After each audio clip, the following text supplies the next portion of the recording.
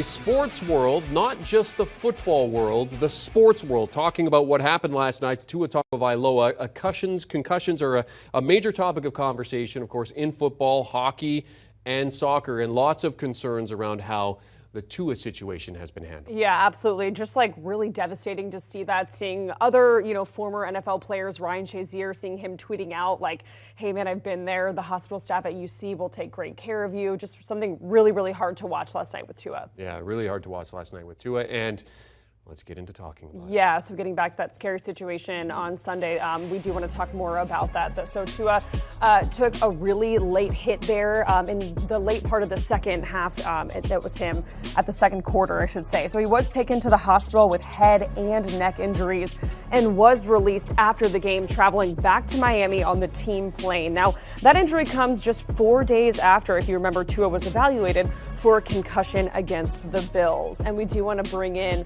our NFL insider, Josina Anderson, to talk a little bit more about the situation and, of course, some other NFL news. But, Josina, first off, you've been in contact with some of your sources. You heard that Tua, quote, traveled back to Miami with the team in a neck brace. So what is the very latest on Tua's head injury? And do you think he should have left the hospital so soon there in Cincinnati? Well, it was just overall a scary situation to see on TV. And I was actually in person the first time he incurred the head injury there in Miami Gardens in the game against the Bills when Matt Milano was rushing him in the back of the end zone. And we all saw on video how his head snapped back then and how his knees buckled underneath him as he was hardly able to keep his balance and walking back. Obviously, initially ruled in that instance as a head injury. And then Tua spoke about, and as well as the head coach, how they felt it was more of a back situation that he had incurred initially on another play. And then that one that I'm talking about with Matt Milano is supposed to exacerbate it. And then moving forward to what we saw last night after the Bengals nose tackle kind of slammed him to the ground there, we saw it again. And this is happening in a game that was not played on Sunday, but just pretty much 4 days later, which I think had everyone just astonished, one, based on what it looked like per our eyes, and not just how it was described by the quarterback as being a back injury, to see something so frightening as Tua go into what they call the fencing position, when your arms and your fingers can go into an unnatural position in an immediate response to head trauma that can last for several seconds. Now, we all saw how he got carted off and ended up at a local hospital. Yes, as you asked me about my sources, we know that his parents accompanied him there. And then after a short while, the medical staff electing to release him. And this is not to take away from their professional and medical evaluation, as they are much more suited with regards to their scientific knowledge. I think what people are reacting to is the question of what is the harm? What is the harm just to take more time to observe, particularly when the evaluation of a possible, concussion is not necessarily at this moment an exact science in terms of all the diagnostic tools readily available to conclusively come to the knowledge that someone has for sure incurred a neck injury, or rather a head injury rather. And then also, what is the impact of that and how it looks like from person to person. And so for him to be released so quickly, yes, I think that means that from a immediate clinical standpoint, they felt he was well enough to go.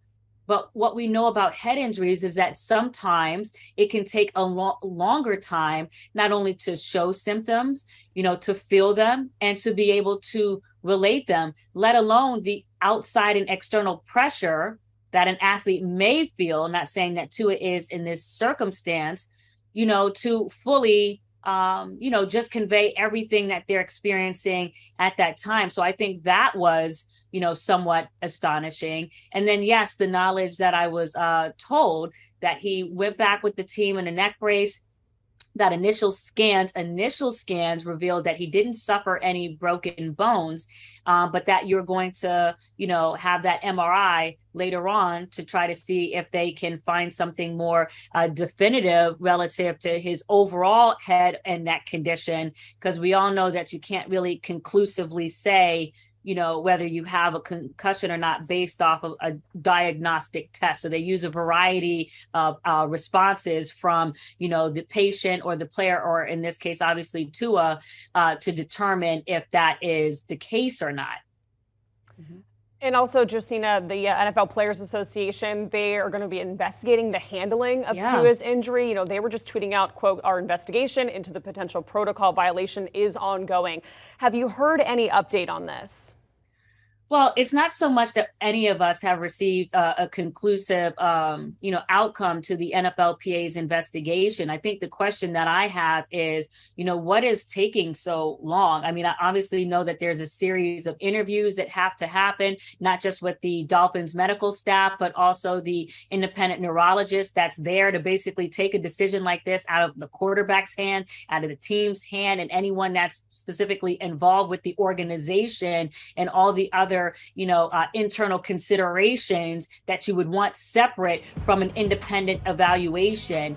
But if the focus is on, player safety, all of that should be readily forthcoming immediately, particularly when said player is involved in a game that is so close to the one that just happened. I mean, and it wasn't just the reaction of the media or fans. It was his fellow NFL brethren who play in the NFL who had similar reactions of whether they felt like he should have played so quickly or whether they thought it was the right decision.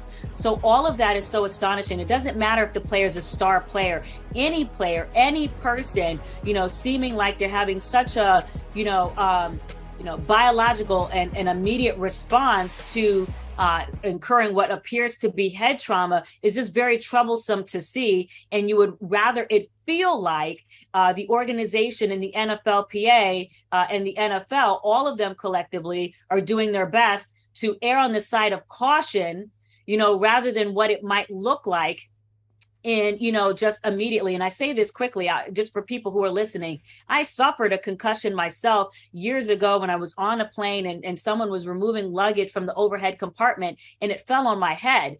And immediately, they asked me questions, mathematically and all these other things. And I was able to say all of those things correctly, but it didn't account for the symptoms that I felt, immediately, after, as far as the next day and the following day, when it comes to light sensitivity, headaches, and all those other things as well. So it's just emphasizing that all of those things can, excuse me.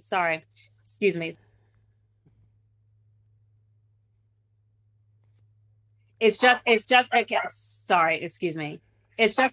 accounting for the fact that all of those things can happen not so immediately. Yeah, absolutely. And Josina, now moving on a little bit to the Browns. We were talking about Myles Garrett and Jadeveon Clowney. They have yet to practice this week. We know that Garrett sustained some injuries from a rollover crash earlier this week. Now, you've been in contact with Garrett. What is his status for Sunday against the Falcons? So Myles Garrett, as we know, had that unfortunate rollover with his Porsche in a single car accident earlier this week. That was obviously very shocking, for not only his parents, his family, and also the team. And in that accident, he suffered shoulder and bicep injury that obviously has not allowed him to practice this Wednesday or this Thursday. We're waiting for the definitive results with respect to Friday, although actually I'm seeing that he's listed as questionable.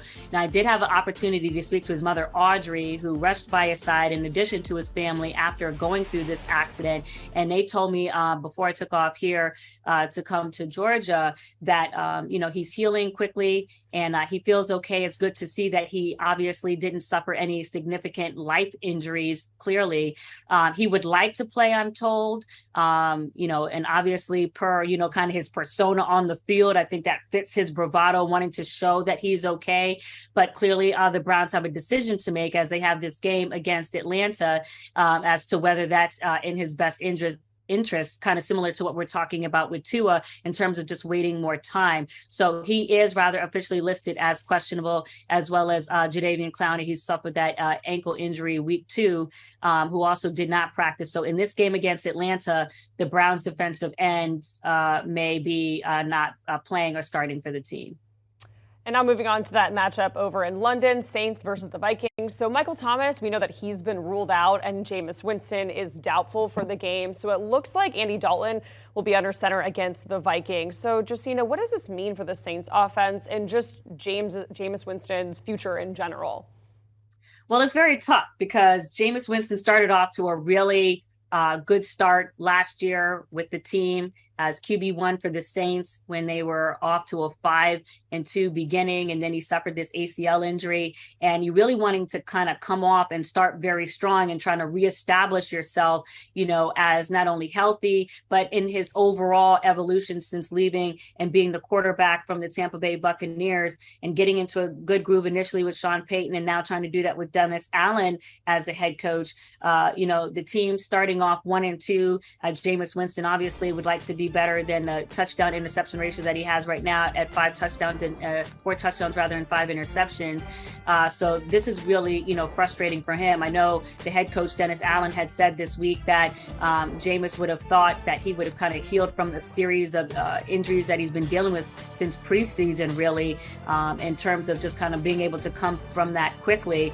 But, unfortunately, this is the situation right now. But the good news for the Saints is that they do have a very qualified, experienced backup in Andy Dalton, who likely have his first start in this game for the Saints. And they brought him on in the offseason on a 1-year, $3 million deal to kind of shore up the quarterback depth of the Saints when they were doing their rotation of Winston, Taysom Hill, Trevor Siemian, and Ian Book. And that's why Taysom Hill this week has taken some snaps at backup quarterback after moving him to tight end to just make sure that they have, everybody all available, obviously, to help them at the position. So it'll be very interesting to see because they did have a little bit of a dip in their offensive production last year when Jameis Winston left the Saints and going from 17 points per game to less than that afterwards. So we'll see if Andy Dalton is able to keep up, some of the same offensive production that they had with him as starter last year, that being Jameis Winston. But, having to deal with that and also what's going on with Michael Thomas and his foot injury, not having everybody at full strength will be something that Andy Dalton has to deal with. Yeah, definitely something that we'll look out for. Josina, our NFL insider, always a wealth of information for us here on CBS Sports. And sorry for that interruption there. Right now, yeah. Just so you people know, I'm in town to do an interview with Cam Newton on his show. I told him that I would do that. He's been asking me to come on, so not in my normal set. So that's kind of what's going on with this whole background and everything that right now. But I appreciate you guys having me on. I'm going to be on there to deliver the news whenever necessary. Absolutely. It happens when you're live, Josina. We get it. Thank you, guys. I appreciate it. And taking a look at some other matchups on CBS for Sunday in the 1 o'clock slate, we have the Bills at the Ravens, Jets and the Steelers, and then the Jags and the Eagles. And in the 4:25 slate, Patriots over at Lambeau Field and the Broncos facing the Raiders. You can also stream that over on Paramount+. Do you want a sports network that delivers everything that matters about the game? The highlights, the picks, the instant analysis, no yelling, no fake debates, no politics. Hit the subscribe button and never miss a moment.